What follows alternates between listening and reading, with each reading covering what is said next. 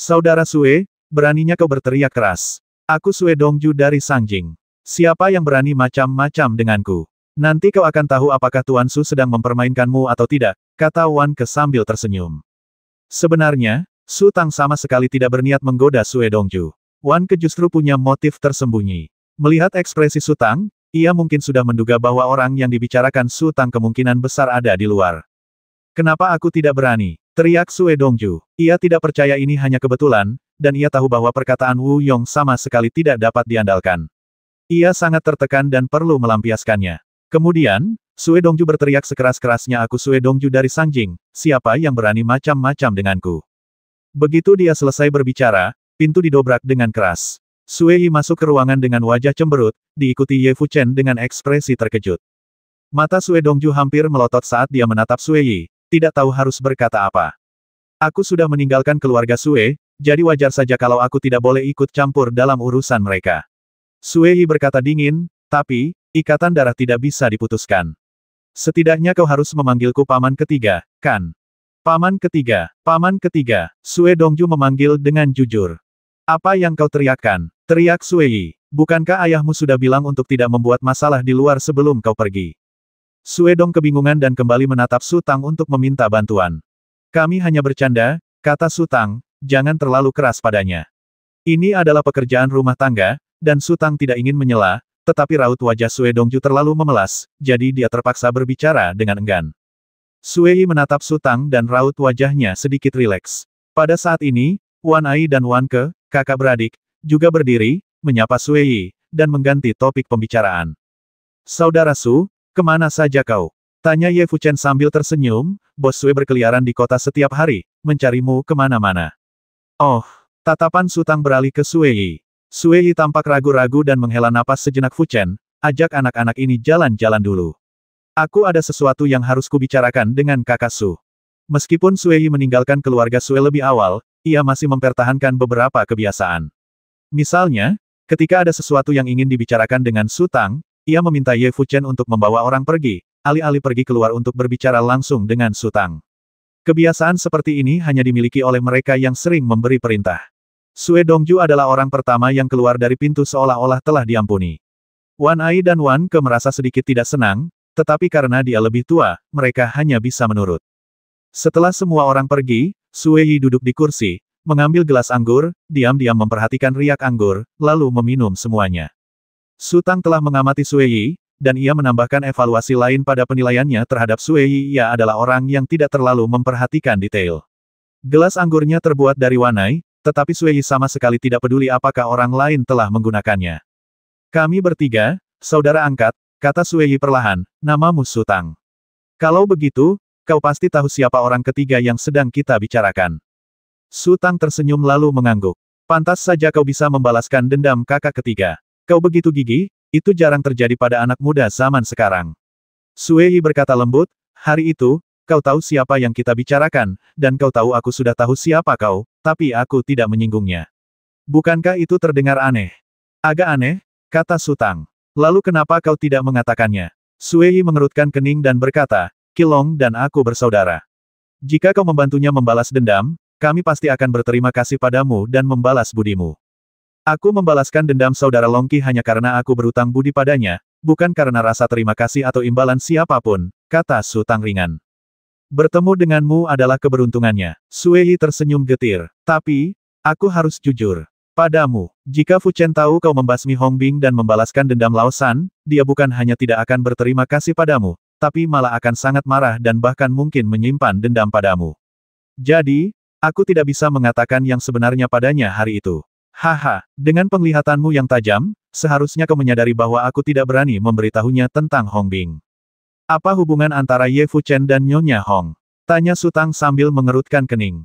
Bagaimana ia menjelaskannya? Sue Yi menghela napas, aku benar-benar tidak ingin membicarakan hal-hal buruk yang terjadi bertahun-tahun lalu.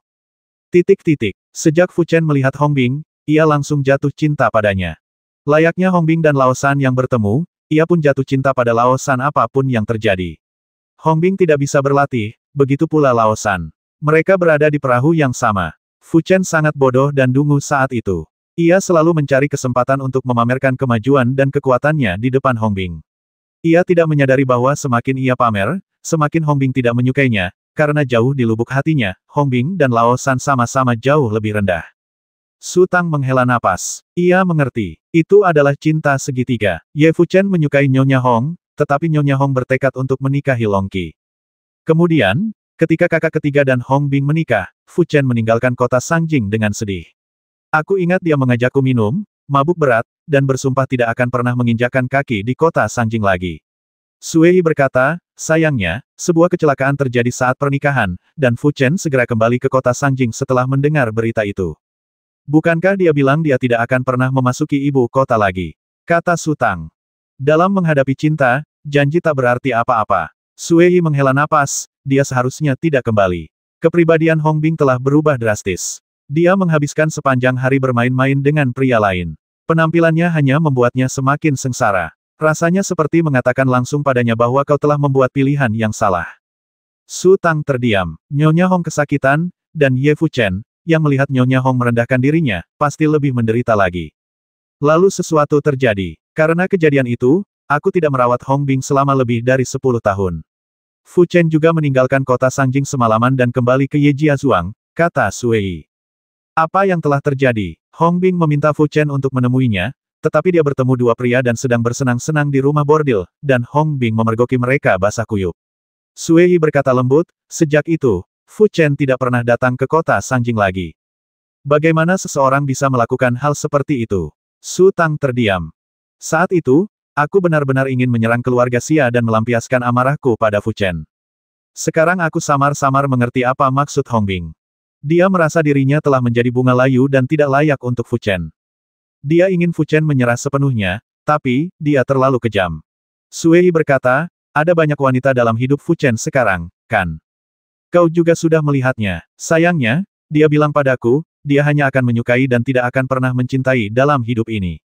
Dia bisa merasa nyaman dengan yang pertama, tetapi dengan yang kedua, dia harus menggali hati dan darahnya dan menyimpannya di depan orang lain. Bukan haknya untuk memutuskan apakah orang lain akan memperlakukan hatimu sebagai harta atau membuangnya ke dalam lumpur. Fuchen takut akan perasaan itu dan membenci perasaan itu. Cinta seperti ini, yang paling berbahaya, hehe. Sui berkata perlahan Su Tang, mulai sekarang, anggap saja kau belum pernah bertemu Lao San, dan belum pernah bertemu Hongbing. Lupakan dendam dan kebencian ini. Ini akan baik untukmu dan Fuchen. Secara umum, Sui memiliki niat baik. Meskipun dendam antara Long Qi dan Nyonya Hong membuatnya merasa bimbang, Su Tang telah mempertaruhkan segalanya untuk membalaskan dendam Long Qi, sehingga Sui mengakui bahwa ia berutang budi padanya. Ia juga memberi isyarat kepada Su Tang bahwa jika ia membutuhkan bantuan, ia bisa datang kepadanya. Namun, ia juga berharap Su Tang akan melupakan masalah ini sepenuhnya. Jika ada informasi yang bocor dan Ye Fuchen mengetahuinya, kemungkinan besar ia akan mengincar Su Tang, yang akan mempersulitnya. Sui dan Su Tang meninggalkan ruangan satu persatu. Sui Dongju, Wan bersaudara, dan Bao Lan sedang berada di sisi koridor, membicarakan sesuatu. Melihat Sui dan Su Tang keluar, Sui Dongju tersenyum pada Sui dan berkata, paman ketiga. Lalu ia menoleh ke Su Tang dan berkata, Tuan Su, seorang ahli casting telah datang ke kota Feilu. Busur panjang Nona Bao Lan rusak. Saya akan membawa Nona Bao Lan menemuinya. Mungkin dia bisa memperbaikinya. Tuan, Bao Lan menatap Su Tang dengan penuh harap. Bagi seorang kultivator, senjata spiritual utama adalah tubuhnya dan dapat tumbuh bersama kultivator tersebut.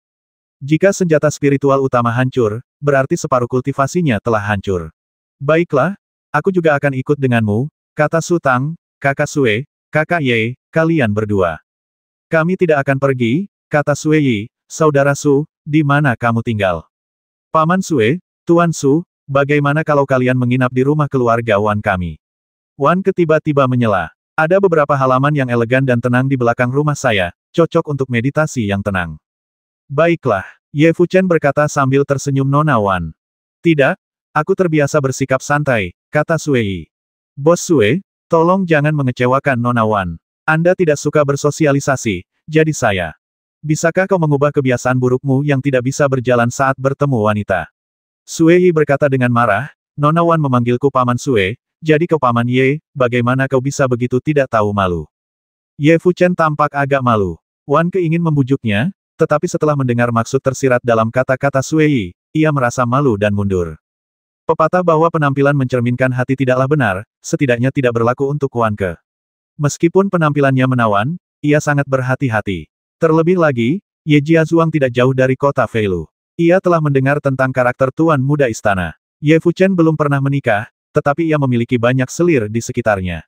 Ia sama sekali tidak ingin terlibat dalam masalah seperti itu. Su Tang merasa sedikit geli.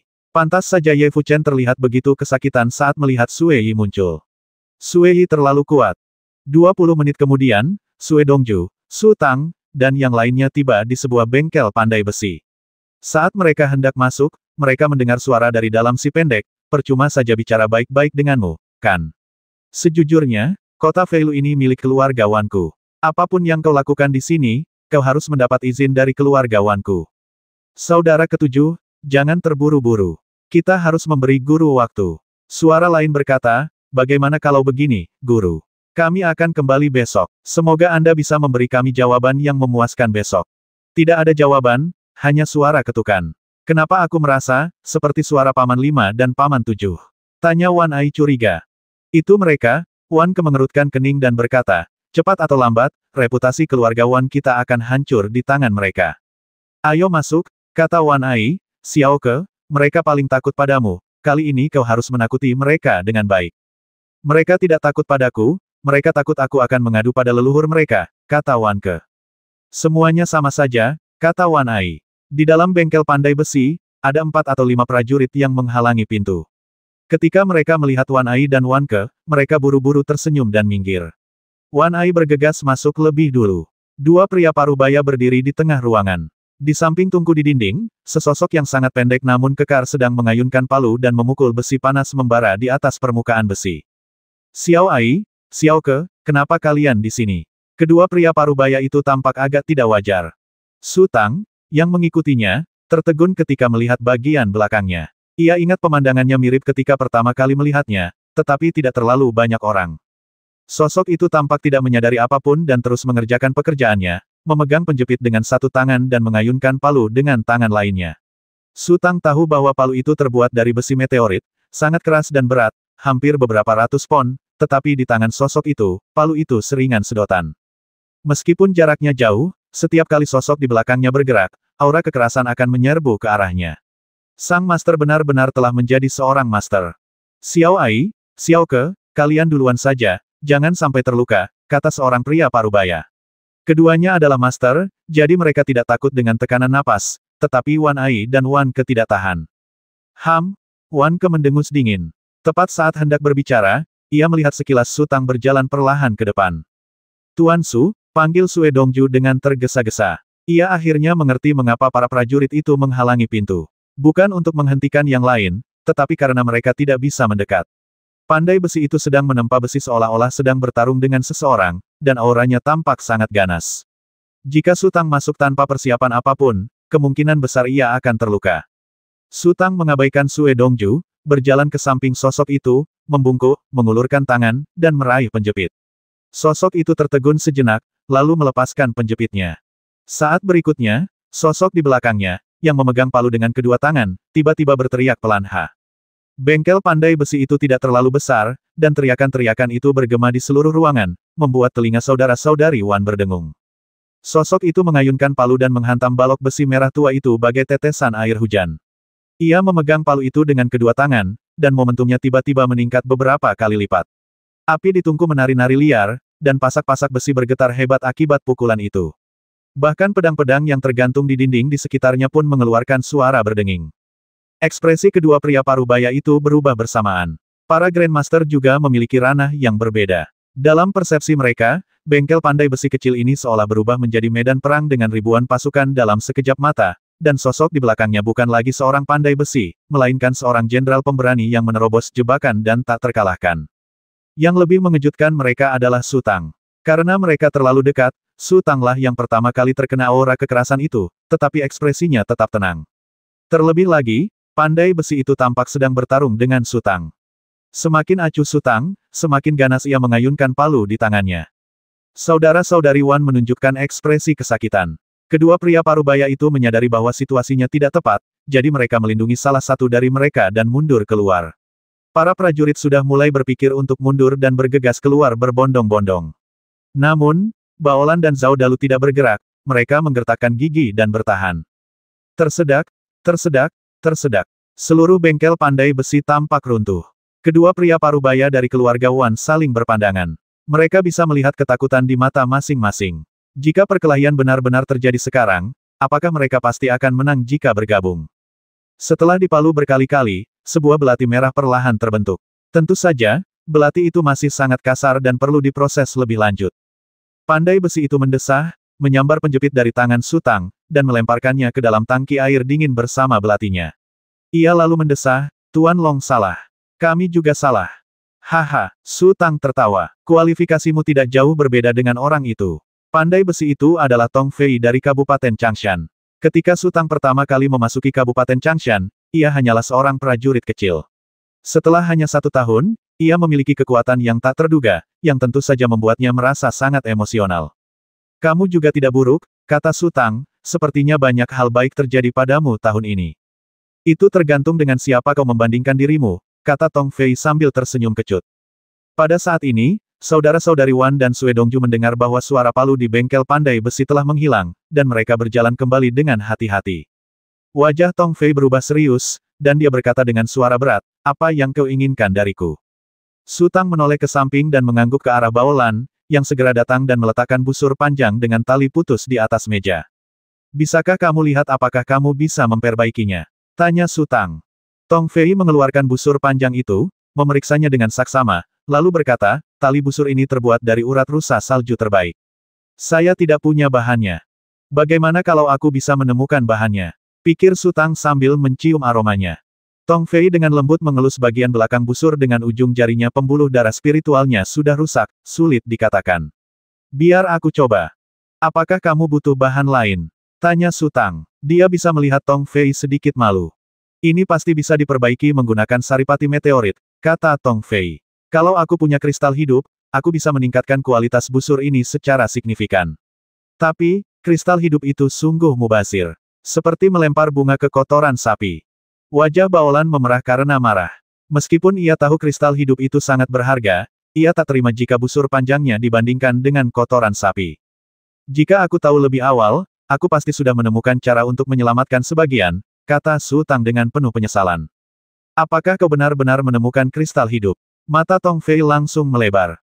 Ya, Su Tang mengangguk. Dasar kurcaci kecil, kau benar-benar meremehkan orang lain. Sebuah suara sinis terdengar ketika saudara-saudara kami meminta bantuanmu, kau selalu mengabaikan kami.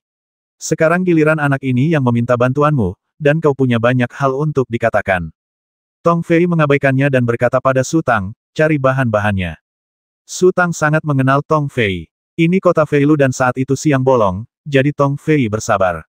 Saat ini, Tong Fei pasti sedang memikirkan cara untuk menghancurkan kepala kedua orang ini tanpa diketahui siapapun. Paman Wu, Paman Qi, kalian tidak ada urusan di sini, lebih baik kalian pergi saja. Wan Ke mengerutkan kening. Melihat Wan Ke sebenarnya berbicara mewakili orang luar, kedua pria parubaya itu tampak geram. Namun, membuat keributan tidak ada gunanya bagi mereka, karena hanya akan membuat orang menertawakan mereka. Lagi pula, mereka masih punya waktu lama untuk hidup dan bengkel pandai besi itu tidak bisa dipindahkan. Jadi mereka mendengus dan bergegas keluar. Kalau begitu aku akan mencari bahan-bahannya. Su Tang berkata, tinggalkan busurnya di sini. Aku akan menjemputmu nanti malam. Sebaiknya kau cepat, kata Tong Fei, aku mungkin akan berangkat dalam beberapa hari ke depan. Kamu mau pergi kemana? Di mana saja boleh, kata Tong Fei, aku sudah tidak tahan lagi dengan kesombonganmu. Su Tang tertawa dalam diam. Sepertinya dia benar, Tong Fei memang punya niat membasmi. Setelah meninggalkan bengkel pandai besi Tong Fei, Su Tang mencari alasan untuk berpisah dari Sue Dongju dan Wan bersaudara, lalu membawa Baolan dan Zhao Dalu langsung ke Xian Xinsai. Sesuai prinsip tidak menaruh semua telur dalam satu keranjang, Wen Xiang membawa banyak barang ke kota Feilu kali ini. Su Tang menyadari dengan jelas bahwa selain beberapa senjata spiritual yang luar biasa, terdapat juga banyak material, obat-obatan, dan sebagainya, dan ia seharusnya dapat menemukan apa yang dibutuhkan Baolan. Ia sudah hafal rutenya, jadi setibanya di Xian Xinsai, Su Tang melangkah menuju halaman belakang tanpa menunggu pelayan melapor. Tepat ketika ia sampai di gerbang sudut, sesosok menghalangi jalannya. Sosok itu adalah perempuan tua berambut putih dan berkulit ayam. Su Tang mengangguk pelan dan ingin masuk, tetapi tiba-tiba menyadari bahwa wanita tua itu sama sekali tidak berniat mengalah, dan dia pun merasa sedikit terkejut. Tuan Su, kebetulan sekali. Nona saya sedang pergi. Silakan datang lagi lain hari, kata wanita tua itu sambil tersenyum paksa. Keluar, Su Tang merasa semakin bingung. Baru beberapa jam sejak mereka putus, dan ia mendengar suara aneh dari halaman belakang, seolah-olah ada sesuatu yang dipindahkan. Ya, jawab wanita tua itu. Kalau begitu aku akan menunggunya di dalam, kata Su Tang.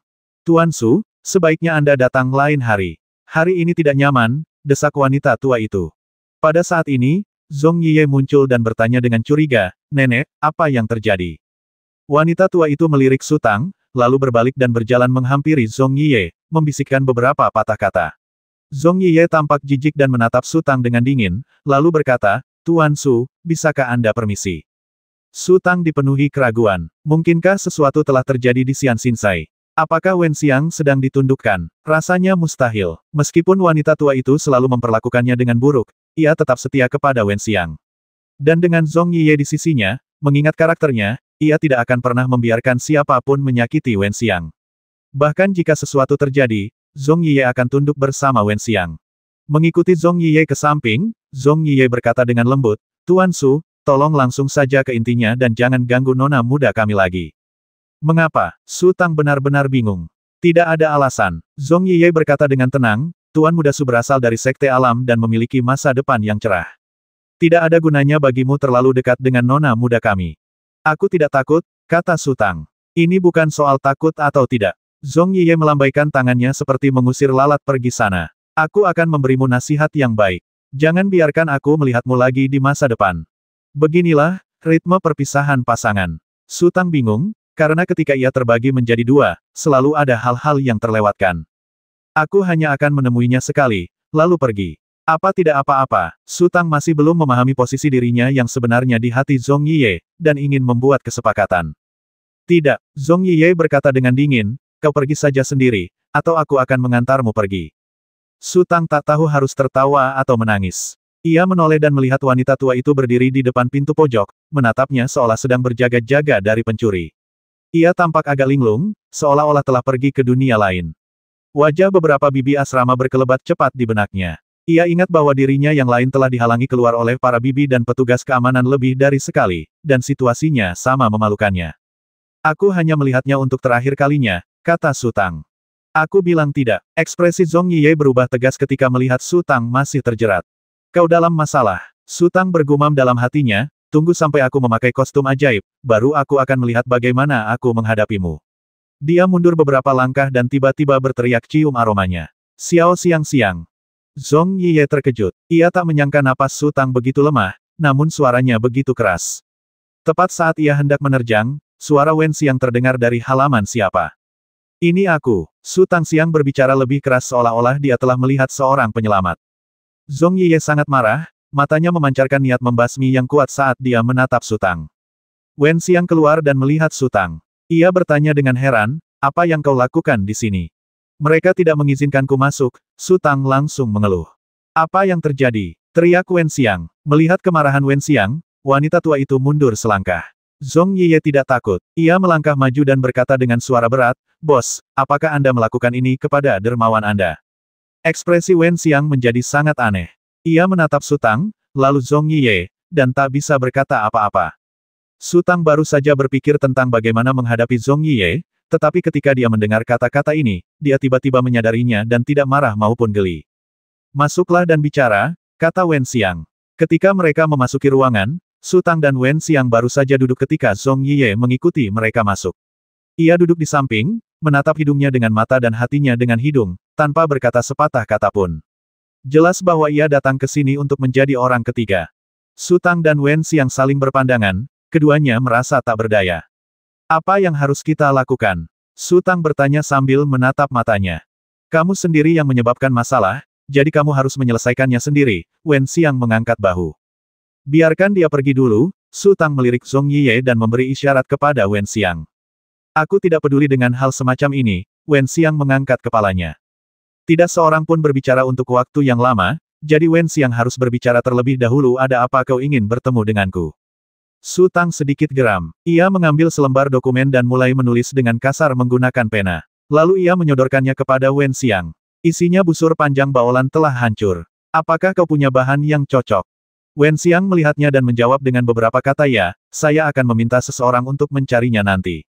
Su Tang menulis beberapa kata lagi, datanglah menemuiku di malam hari dan aku akan memberimu kejutan besar.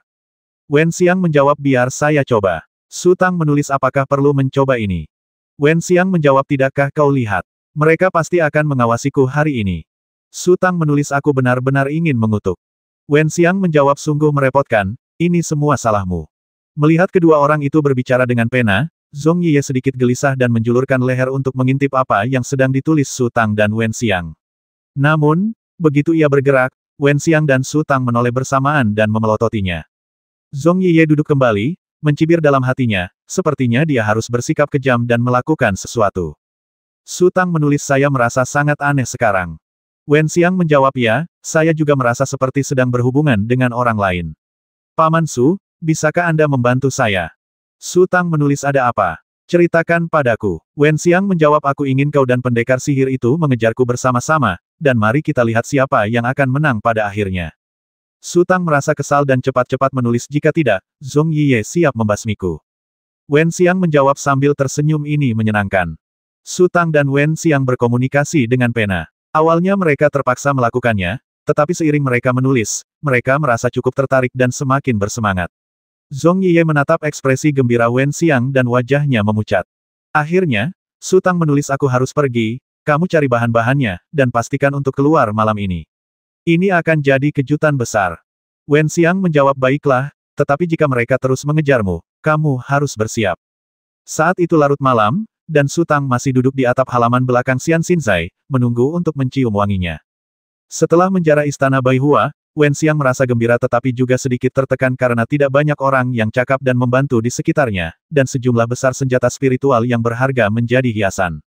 Jika itu adalah sekte berskala besar lainnya, hanya akan memakan waktu sekitar setengah tahun untuk menyesuaikan diri dan melihat peningkatan kekuatan yang signifikan. Senjata spiritual memang berharga, tetapi praktisi dengan kekuatan yang setara dengannya bahkan lebih berharga. Membiarkan petarung kecil berkeliaran dengan senjata spiritual tingkat master hanya akan membawa bencana fatal, dan peningkatan efektivitas tempurnya tidak akan terlalu terlihat. Lagi pula, orang-orang seperti Su Tang dan Wen Xiang yang mencapai kemajuan pesat hanyalah minoritas. Bagi sebagian besar praktisi, bahkan jika mereka memiliki senjata spiritual tingkat tinggi, butuh waktu lama untuk mengeksplorasi dan menyesuaikannya sendiri, menciptakan rahasia spiritual mereka sendiri, dan memaksimalkan kekuatan senjata spiritual tersebut. Alasan mengapa tiga sekte besar telah makmur sejak lama adalah karena mereka memiliki fondasi yang kuat dan sumber daya yang melimpah. Setelah mereka mendapatkan sejumlah senjata spiritual, mereka dapat mengubah senjata spiritual tersebut menjadi kekuatan tempur sekte dalam waktu sesingkat mungkin. Namun, Wen Xiang tidak dapat melakukan ini karena ia kekurangan orang, dan ia sangat kekurangan orang. Bayangan hitam muncul dari halaman dan melesat ke selatan kota. Su Tang berdiri dan melambaikan tangan. Sosok itu memperhatikan Su Tang, tiba-tiba berbalik, dan mendarat dengan ringan di atap, hanya untuk mencium aromanya. Wajah Wen Xiang dipenuhi kegembiraan. Ia bergegas ke punggung Su Tang, melingkarkan lengannya di leher Su Tang, dan berbisik, lari. Su Tang melirik dua sosok lain yang muncul dari halaman belakang Xian Xinzai dari kejauhan. Ia segera berbalik, melompat dari atap, dan berlari menyusuri gang. Mereka datang dari kiri, cepat, lari ke kanan, lari ke kanan. Kenapa kamu tidak diam saja? Mereka mendengar langkah kakimu. Bersembunyi di balik pohon, jangan bergerak. Su Tang tak bisa menggambarkan perasaannya. Kita berdua praktisi tingkat Grandmaster, kan? Kenapa kita bertingkah seperti anak kecil? Tapi karena Jian Wenxiang begitu tertarik, ia tak punya pilihan selain menurutinya. Ketika kekuatan mencapai tingkat tertentu, dalam pengejaran biasa, pihak yang melarikan diri selalu memiliki beberapa keuntungan, karena kecepatannya dapat mencapai batas tertentu. Jika mereka teralihkan sesaat atau kehilangan arah, jarak antara kedua pihak akan sangat jauh, dan mereka tidak akan lagi dapat merasakan keberadaan satu sama lain. Terutama ketika konflik pecah antara leluhur yang hebat, jika salah satu pihak bertekad untuk melarikan diri, pihak lain biasanya akan menyerah mengejar, kecuali jika ada kesenjangan besar dalam keterampilan fisik. Jika tidak, mereka tidak hanya akan sulit mengejar, tetapi juga mungkin terjebak. Su Tang sangat cepat dan terlindungi oleh malam, sehingga ia tak bisa melarikan diri. Ia juga mampu melepaskan pusaran hitam yang menyelimuti dirinya dan Wen Xiang. Kedua sosok yang mengejarnya keluar dari Xian Xinzai tak menemukan petunjuk apapun dalam kegelapan. Hanya dalam beberapa menit, Su Tang berhasil menyingkirkan kedua sosok itu. Wen Xiang tersenyum sepanjang waktu. Meskipun Su Tang tidak bisa melihatnya, ia bisa merasakan napas Wen Xiang yang cepat. Melihat tidak ada seorang pun di belakangnya, Su Tang berhenti dan berkata, turunlah. Tidak, Wen Xiang menjawab sambil tersenyum, dan kedua lengannya berpelukan lebih erat. Kau bersenang-senang, iya, kata Su Tang dengan marah. Apa maksud hai? Tanya Wen Xiang bingung. Artinya, sangat merepotkan, kata Su Tang. Itu tidak cukup. Wen Xiang menoleh ke belakang dan berteriak, hei, aku di sini. Su Tang tertegun sejenak, lalu ia harus melangkah lagi dan melarikan diri. Ia tak mau digoda seperti ini, jadi ia mengulurkan tangan untuk mencubit bokong Wen Xiang sebagai balas dendam sambil berlari, dan Wen Xiang memutar tubuhnya, berusaha menghindari gangguan Su Tang. Setelah berlari beberapa menit lagi, mereka sudah sangat dekat dengan bengkel pandai besi Tong Fei. Su Tang berteriak pelan, jangan main-main, kita hampir sampai. Kau mau aku melakukan apa? Tanya Wen Xiang. Kau akan tahu saat kau sampai di sana, kata Su Tang sambil melompat ke atap dan menuju ke bengkel pandai besi. Bengkel pandai besi Tong Fei sangat kecil, dan halaman belakangnya bahkan lebih kecil lagi.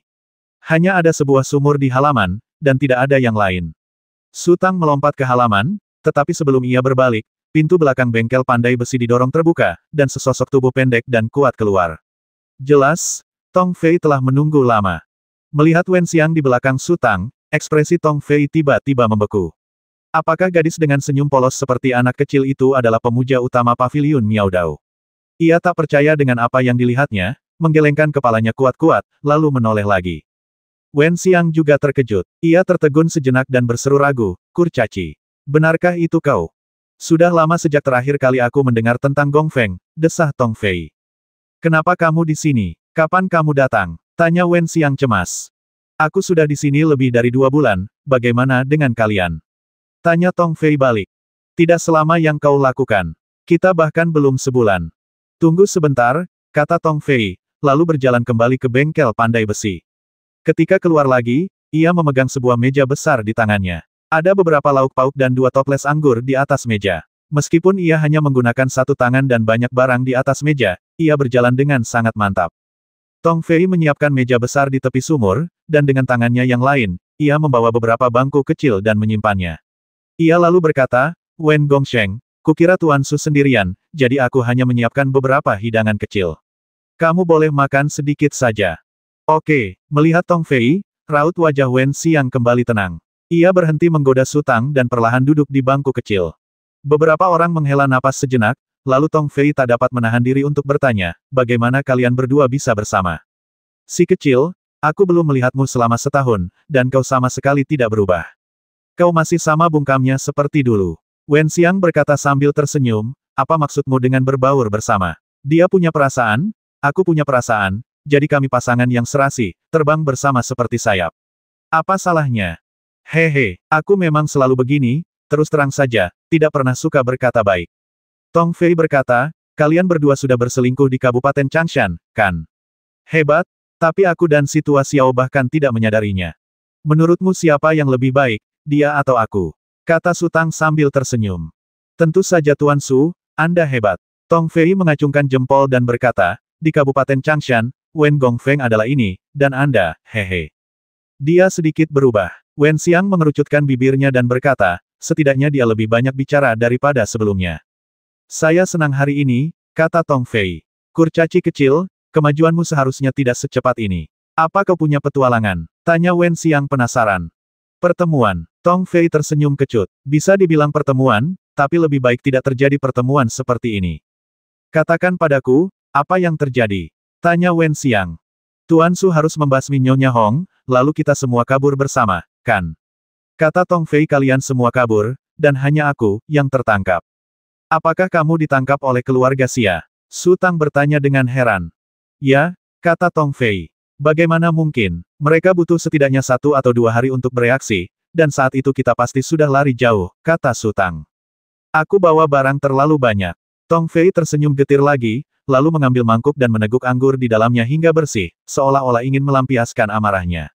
Lalu ia berkata, aku baru berlari sekitar 320 km, dan kedua kudaku sudah kelelahan. Aku hanya bisa membawa barang-barang ini sendiri.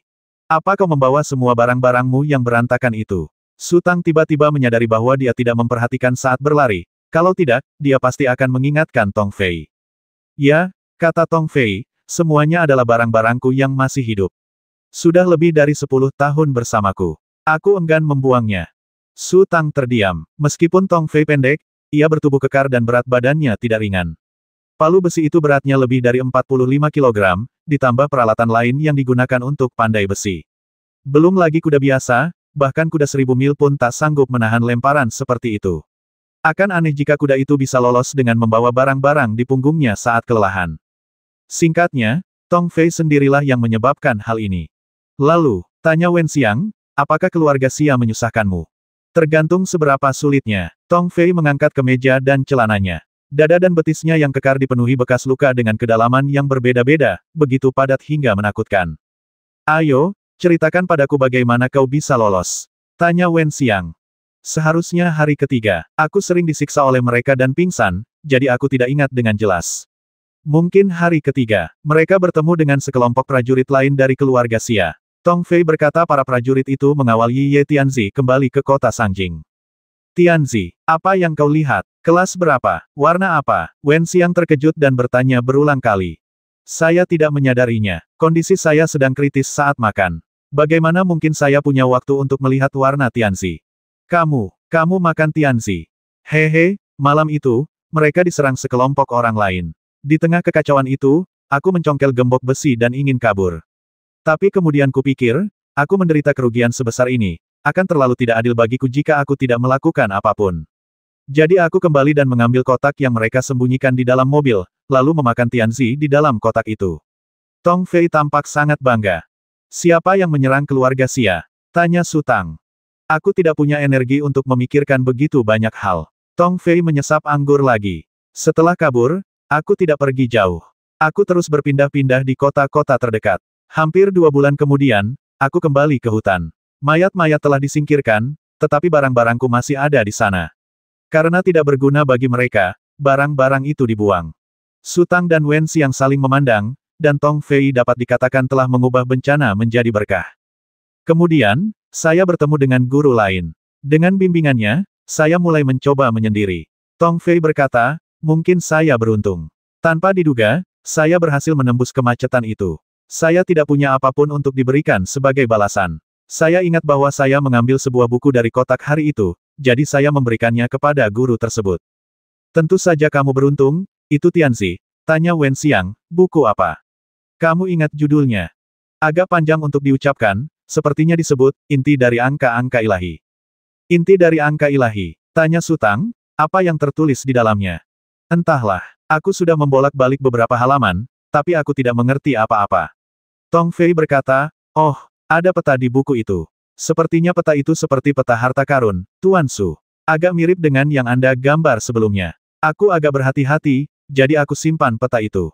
Di mana petanya? Tanya Su Tang terburu-buru. Ada di bawah keranjang bambu tempat arang disimpan. Aku akan mengambilnya untukmu. Tong Fei terhuyung berdiri. Sambil bercerita tentang masa lalu, ia sedikit kehilangan kendali dan tanpa sadar meneguk setengah botol anggur. Ia tampak agak mabuk. Aku akan pergi sendiri, kata Su Tang, lalu berdiri dan berjalan menuju toko. Wen Xiang merenung sejenak dan berbisik, di mana guru yang kau temui? Siapa namanya? Entahlah, tapi dia sangat bermartabat, dan sekilas saja sudah ketahuan kalau dia berasal dari sekte besar. Tong Fei berkata, aku tidak tahu namanya. Aku hanya tahu nama belakangnya Gu. Saat itu, Su Tang telah menemukan peta itu. Ia berjalan kembali ke halaman dan mengamatinya dengan saksama. Peta ini memang mirip dengan yang ia ingat. Seharusnya peta ini berasal dari area yang sama, tetapi peta yang lengkap seharusnya terbagi menjadi beberapa bagian, dan keduanya tidak dapat dihubungkan. Su Tang meremas peta itu menjadi bola dan melemparkannya ke dalam sumur. Tong Fei tetap tenang dan terus meminum anggurnya. Itu petamu. Apa kau akan melihatnya dihancurkan olehnya? Kata Wen Xiang sambil tersenyum. Saya tidak tahu ada berapa peta. Saya tidak bisa mengumpulkan semuanya. Tong Fei menjawab dengan tenang, lagi pula, Tuan Su baik hati. Jika ada keuntungan di masa depan, saya tidak akan melewatkannya. Jika kamu tidak punya tempat lain untuk dituju, datanglah ke tempatku, kata Wen Xiang, aku hanya kekurangan bantuan. Tong Fei tercengang Wen Gongfeng, apakah kamu hanya bicara santai, atau kamu benar-benar ingin? Aku tidak punya waktu untuk bercanda denganmu, Kata Wen Xiang, kita sudah saling kenal sejak lama. Aku percaya padamu. Tuan Su, apakah Anda sedang membantu Tuan Wen sekarang? Tatapan Tong Fei tertuju pada Su Tang. Dia, aku tidak mampu membiayainya. Wen Xiang tersenyum, tokoku terlalu kecil. Tong Fei terdiam lama, lalu menggelengkan kepalanya dan berkata, tidak. Hah, Wen Xiang terkejut. Ia pikir berdasarkan persahabatan mereka di masa lalu, Tong Fei pasti akan setuju. Kehidupan seperti itu sudah terlalu lama dan melelahkan, kata Tong Fei perlahan, aku hanya ingin menjalani hidup yang lebih santai. Bukankah hidup di sini mudah? Tanya Wen Xiang sambil mengerutkan kening. Tuan Long pernah berkata, semakin dalam toleransi seseorang, semakin berat rencananya. Haha, semakin dalam toleransi seseorang, semakin berat rencananya. Tong Fei tersenyum dan berkata, ketika saya di Kabupaten Changshan, saya melihat Anda diganggu saat berjualan bunga lebih dari sekali. Bahkan pernah sekali saya melihat putra ketiga keluarga Tai menghentikan Anda di jalan, mencubit wajah Anda dan menyentuh pantat Anda. Saya pikir dia pasti akan mendapat masalah, tetapi Anda malah lari sambil menangis. Wen Gongfeng, Anda terlalu sabar. Di Kabupaten Changshan yang sekecil ini, Anda tidak perlu terlalu berhati-hati. Saya hanya bisa mengatakan bahwa apa yang Anda rencanakan dalam hati Anda adalah sesuatu yang tidak pernah saya bayangkan. Wen Xiang terdiam, sambil menggoyangkan cangkir anggur di tangannya dengan lembut. Tuan Long sudah membuat rencana, tapi kau menolak bertindak jika ada risiko terbongkar sekecil apapun. Tong Fei melanjutkan, sebenarnya, si Tua Xiao juga bilang kau pasti menyembunyikan rahasia besar. Sekarang, Wen Gongsheng, auramu telah berubah drastis dibandingkan saat itu. Oh, kok aku nggak tahu, perubahan apa yang terjadi? Tanya Wen Xiang lembut. Dulu kau hanya suka bersembunyi di pojok, tapi sekarang kau memamerkan bakatmu. Aku bisa lihat, kau sepertinya ingin memamerkan keahlianmu. Tong Fei tersenyum, bisakah aku benar-benar merasa nyaman saat bersamamu? Karena kamu sangat licik, aku ingin merekrutmu ke dalam kelompok kami. Wen Xiang juga tertawa. Wen Gongfeng, maafkan aku, kata Tong Fei tanpa daya, bukankah ini menyenangkan? Saat kita lelah, kita bisa berkumpul untuk minum dan mengobrol. Saat kita butuh waktu, kita bisa berpisah. Lagi pula, aku tidak suka diperintah-perintah. Rasanya tidak menyenangkan setelah beberapa saat. Lupakan saja, kita bicarakan nanti. Wen Xiang tahu bahwa tidak mungkin membujuk Tong Fei sekarang. Ayo, minum. Tong Fei mengambil cangkir anggur dan bersulang dengan Wen Xiang. Setelah ragu sejenak, ia mengalihkan pandangannya ke Su Tang, Tuan Su, meskipun busur itu diperbaiki, kekuatannya telah berkurang setengahnya. Ada energi beku di pembuluh darah spiritual busur itu. Mungkinkah, seni spiritual gadis itu berelemen es? Ya, Su Tang mengangguk. Saya tahu di mana letak busur es ekstrim. Tuan Su, apakah Anda tertarik? Tanya Tong Fei. Busur es ekstrim. Di mana? Tanya Su Tang. Itu di Mangshan, tempat tinggal klan yang masih bertahan, kata Tong Fei. Mangshan adalah tempat yang sangat berbahaya. Pernahkah kau ke sana? Wen Xiang mengerutkan kening dan bertanya, bagaimana dengan para penyintas? Mereka percaya bahwa mereka telah ditinggalkan oleh dewa, jadi mereka menyebut diri mereka klan penyintas, kata Tong Fei. Sebenarnya, mereka adalah penduduk asli Mangshan. Penduduk asli Mangshan. Wen Xiang sedikit terkejut. Busur es ada di tangan penduduk asli. Dari mana kalian mendapatkan berita itu? Guru yang membimbingku memberitahu hal ini kepadaku, kata Tong Fei. Apakah dia pernah ke Mangshan? Tanya Wen Xiang. Saya tidak hanya berada di sana, tetapi saya juga diperlakukan sebagai tamu kehormatan oleh penduduk asli, kata Tong Fei. Kurcaci kecil, katakan saja sejelas-jelasnya, apa tujuanmu membujuk Su Tang untuk pergi ke Mangshan bersamamu? Tanya Wen Xiang.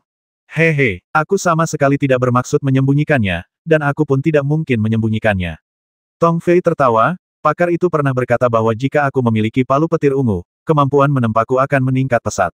Mungkin senjata apapun yang bisa kubuat akan menjadi senjata spiritual kelas atas yang akan diperebutkan semua orang di dunia.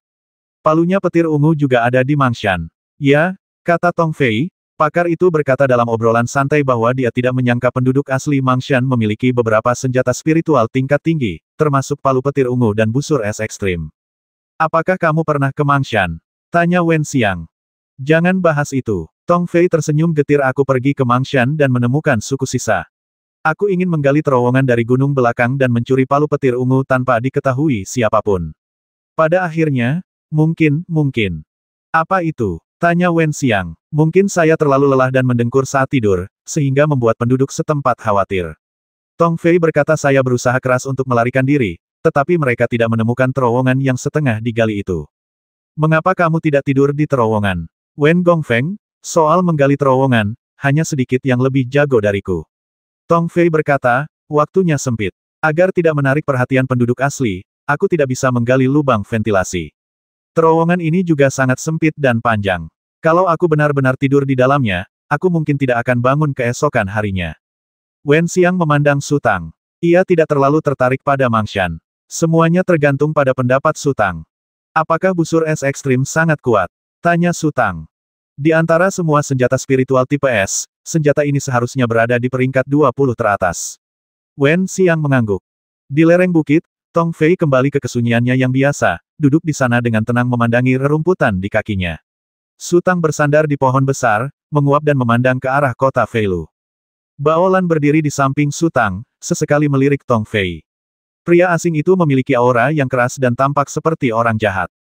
Ia sedikit bingung. Bagaimana mungkin Su Tang punya teman seperti itu? Ia juga bisa merasakan bahwa Su Tang sangat mempercayainya. Saat pria asing itu muncul tadi, ia sedang membawa sebuah kotak kayu besar di punggungnya.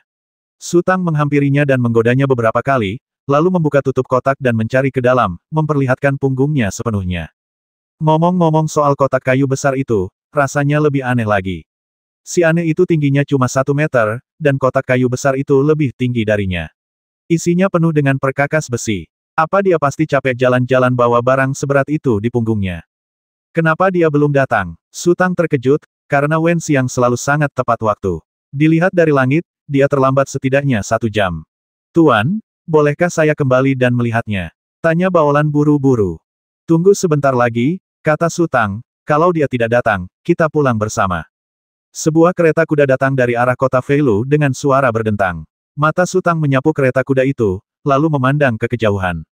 Kereta itu terlalu primitif, hanya berlantai dan tanpa kereta. Kereta itu ditarik oleh 2 keledai dan bergerak sangat lambat.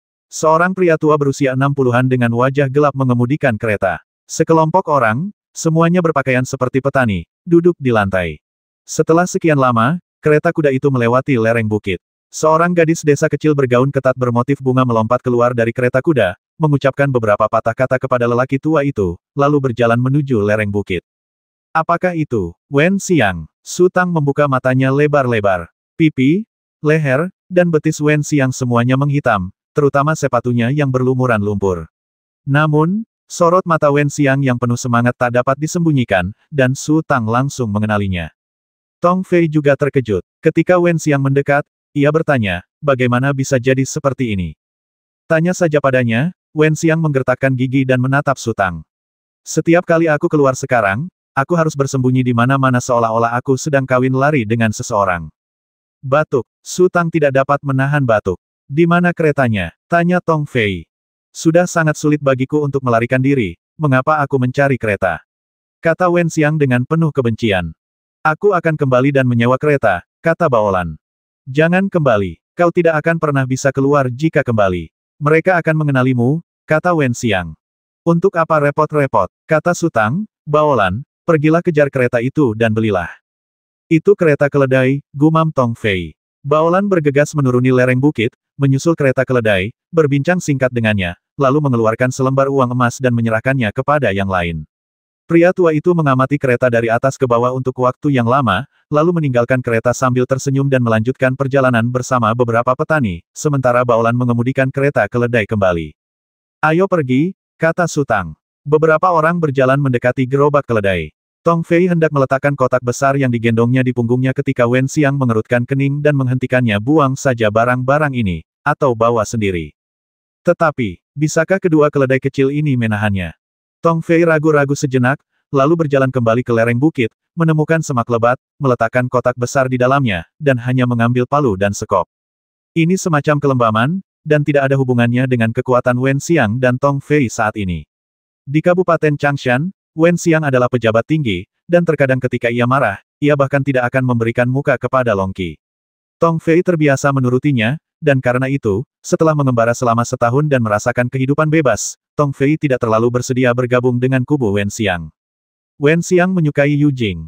Ketika melewati sebuah sungai kecil, ia meminta Baolan untuk menghentikan kereta keledainya, membawa bungkusan kecil yang dibawanya ke sungai, dan dengan hati-hati membersihkan cat minyak di tubuhnya.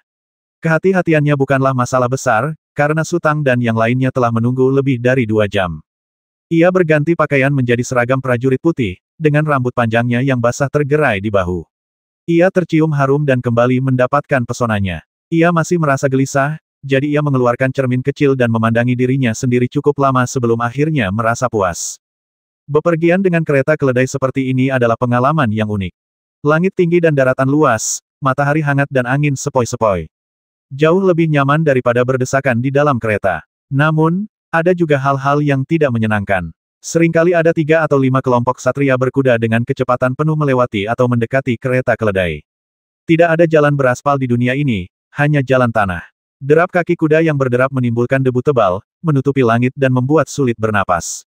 Terlebih lagi, ada 2 gadis menawan yang duduk di atas kereta keledai. Beberapa pria dengan sistem endokrin aktif suka menghampiri dan memprovokasi mereka. Mereka tiba-tiba akan mendekati kereta keledai dan mencambuk kuda-kuda di bawahnya dengan keras, menakuti kedua keledai itu hingga meringkik tanpa henti, atau berlari keluar jalur di depan kereta keledai, membuat debu semakin tebal, lalu lari sambil tertawa. Sutang dan rekan-rekannya tentu saja tidak takut masalah, tetapi mereka tidak punya cara yang baik untuk menghadapi lelucon semacam ini. Mereka tidak mungkin membasmi orang begitu saja hanya untuk masalah sekecil itu. Terlebih lagi, mereka bahkan tidak bisa merasakan aura yang dipancarkan Wen Xiang dan Tong Fei. Mereka jelas-jelas orang yang tidak berguna. Akan kehilangan status jika berdebat dengan mereka. Saat senja, mereka tiba di sebuah kota kecil dan menemukan sebuah hotel kecil. Saat sedang makan, mereka tiba-tiba mendengar suara keras di luar. Seseorang melolong dengan cara yang aneh, dan seseorang tertawa. Sutang dan yang lainnya terlalu malas untuk ikut campur urusan orang lain, tetapi setelah lebih dari 10 menit, kebisingan di luar tidak hanya tidak berhenti, tetapi semakin keras, membuat orang-orang kesal. Tong Fei meletakkan mangkuk anggurnya dengan berat dan berdiri untuk keluar. Sutang berkata, "Duduklah, aku akan pergi melihat." Tong Fei terpaksa membuang barang-barangnya dan tersinggung di tengah jalan. Selain itu, karena fisiknya yang istimewa, jika ia diejek oleh orang luar lagi, kemungkinan besar ia akan meledak di tempat. Sutang tidak ingin ada masalah. Sutang mendorong pintu kotak dan berjalan masuk ke lobi. Di sana, ia melihat sekelompok prajurit sedang menggoda 2 gadis. Kedua gadis itu terbaring di tanah dengan belenggu besi di leher dan tangan mereka juga terbelenggu. Mereka terbaring di tanah seperti guk-guk. Mereka tampak melawan dan terus-menerus menyerbu prajurit di tengah. Namun, mereka terkekang oleh belenggu besi dan kaki mereka terikat, membuat gerakan mereka sangat canggung. Prajurit itu hanya perlu menendang belenggu besi dengan ringan untuk menjatuhkan mereka. Kemudian, mereka berjuang untuk bangkit dan mengulangi gerakan sebelumnya. Jika berada di masyarakat beradab modern, Sutang pasti akan turun tangan, tetapi setelah kesulitan yang dialaminya beberapa hari terakhir, hatinya sudah dingin dan keras. Ia mengerutkan kening dan menyaksikan, dan yang lebih membuatnya jijik adalah tawa tak terkendali para prajurit. "Kakak kelima, kau juga tidak bisa." Pemilik hotel pun menyaksikan keseruan itu sambil tersenyum. "Bukankah kau bilang kau bisa menjinakkan mereka dalam 3 hari? Kau tahu apa?" Prajurit di tengah itu melengkungkan bibirnya dan berkata, "Bawakan aku sepiring daging." Prajurit di sebelahnya segera menyerahkan sepiring daging. Prajurit di tengah melemparkan piring itu ke tanah. Dengan suara keras, piring itu hancur berkeping-keping dan potongan-potongan daging berserakan di tanah. Kedua gadis itu segera berhenti menyerang dan mengalihkan sasaran mereka ke potongan-potongan daging di tanah. Makan seharusnya menjadi tindakan paling naluriah manusia, tetapi dengan belenggu besi di leher mereka, sangat sulit bagi mereka untuk memakan potongan daging tersebut, dan rasa lapar memaksa mereka untuk melakukan apa saja. Belenggu besi itu bergesekan dengan tanah, menimbulkan suara garukan yang membuat kulit kepala mereka mati rasa. Mereka memutar tubuh mereka dengan putus asa, membuka mulut lebar-lebar, dan mencoba menggigit daging sebanyak mungkin. Prajurit di tengah tertawa aneh, lalu berjalan ke samping, membungkuk, dan mencubit dada salah satu gadis, lalu meraih tubuh bagian bawah gadis itu. Gadis itu tidak bereaksi sama sekali, karena ia telah menyerah pada rasa laparnya. Selain makan, tidak ada hal lain yang penting baginya. "Bagaimana?" Prajurit di tengah tertawa terbahak-bahak. "Langkah kau hebat," pemilik hotel mengacungkan jempol. "Konon, penduduk asli Mangshan adalah yang paling berapi-api dan lebih suka mati daripada menyerah." "Omong kosong," kata prajurit di tengah dengan nada meremehkan. Sutang mengangkat alisnya, berbalik dan berjalan kembali, berbicara dengan suara rendah kepada Wen Xiang dan Tong Fei sebentar, lalu berjalan keluar dari kotak bersama Baolan. "Hei, jual kedua wanita ini kepadaku," kata Sutang dengan keras. Kebisingan di aula tiba-tiba berhenti, dan suasana menjadi hening luar biasa. Prajurit di tengah memandang Sutang dari atas ke bawah, lalu mencibir, baiklah, aku akan menjualnya kepadamu. 50.000 koin emas masing-masing. Bawakan aku 100.000 dan itu akan menjadi milikmu. Su Tang mendesah pelan. Ini adalah dunia di mana para praktisi adalah yang tertinggi. Wen Xiang baru saja mengatakan bahwa kebanyakan orang biasa yang dijual di pasar budak harganya sangat murah. Biasanya, senjata spiritual milik seorang petarung dapat ditukar dengan lebih dari selusin. Bahkan budak terbaik pun hanya dapat ditukar dengan sekitar 10.000 koin emas. Su Tang sudah merasa 10.000 koin emas itu terlalu mahal. Zuer dan Ke dari Xiaolin Bao dibeli oleh ayahnya. Mengingat kekayaan ayahnya, ia hanya mampu membeli beberapa ratus koin emas paling banyak. Pihak lain meminta 100.000, yang agak terlalu mahal. Istriku, keluar dan bayar, teriak Su Tang. Wen Xiang berjalan perlahan. Sosoknya yang anggun membuat para prajurit di aula tercengang. Di tempat sekecil itu, kemunculan seorang petarung dianggap hal besar, sehingga pengetahuan mereka tentu terbatas. Seorang prajurit berjalan maju sambil tersenyum, mengulurkan tangan untuk menyentuh wajah yang harum itu, dan berkata, berapa harga gadis ini? Tuan muda kita ingin membelinya. Membelimu? Bi. Prajurit di tengah melompat maju sambil meraung seolah-olah ekornya telah diinjak, dan menamparkan pelayan itu hingga jatuh ke tanah. Keringat dingin sebesar kacang telah muncul di dahinya. Ia tersenyum pada Wen Xiang dan berkata, Tuan, Anda, tolong jangan tersinggung. Berapa? Wen Xiang mengerutkan kening. 100.000, kata Su Tang. Tidak, tidak, tidak. Prajurit di tengah melambaikan tangannya dengan panik. Aku hanya bercanda. Itu hanya lelucon. Totalnya 3.000. Aku membelinya seharga 3.000. Atau 1.000 juga tidak masalah. Matamu cukup tajam, kata Wen Xiang ringan, aku tidak akan mempersulitmu. Setelah itu, ia menunjukkan 2 lembar uang emas dan menyerahkannya kepada Su Tang. Su Tang menyerahkan uang emas itu kepada prajurit itu. Prajurit itu melihat nominalnya dan memberinya 5.000. Jantungnya yang sedari tadi berdebar kencang akhirnya tenang. Karena ia telah memberikan uang itu, tentu saja ia tidak akan mempersulitnya. Tuan, kedua gadis ini masih sangat liar, harap berhati-hati. Prajurit di tengah berkata sambil tersenyum, lalu menyerahkan rantai di tangannya kepada Su Tang. Kemudian ia berbalik dan menendang pinggang pengikut yang tergeletak di tanah dengan keras, sambil berteriak, mengapa kau tidak keluar dari sini sekarang? Petugas itu tidak tahu mengapa tuan muda itu marah, dan sangat ketakutan. Ia terhuyung berdiri dan melarikan diri.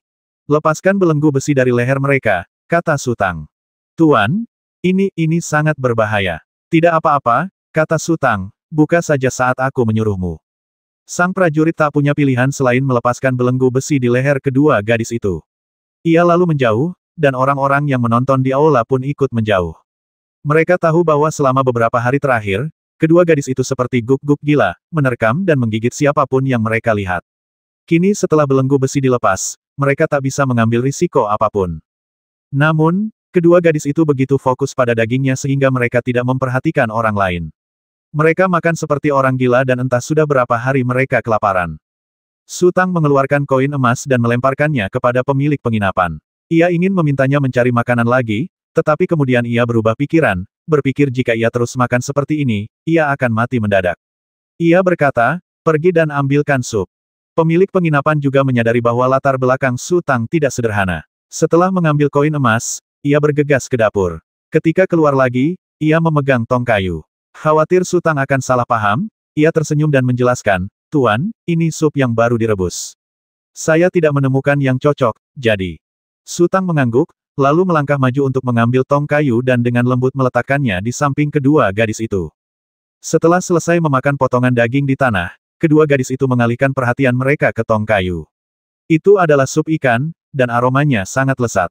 Kemudian mereka bergegas menuju tong itu hampir bersamaan, dan akhirnya bertabrakan dan hampir membalikkan tong itu. Tak lama kemudian, mereka kembali tertib. Satu orang minum lebih dulu, sementara yang lain memegangi tepi ember dan memperhatikan dengan saksama. Orang yang minum lebih dulu hanya minum 2 teguk, lalu menyerahkan posisinya. Kedua orang itu bergantian minum. Gerakan mereka semakin lambat, dan mereka terus melirik dari sudut mata mereka. Su Tang menghela napas lega.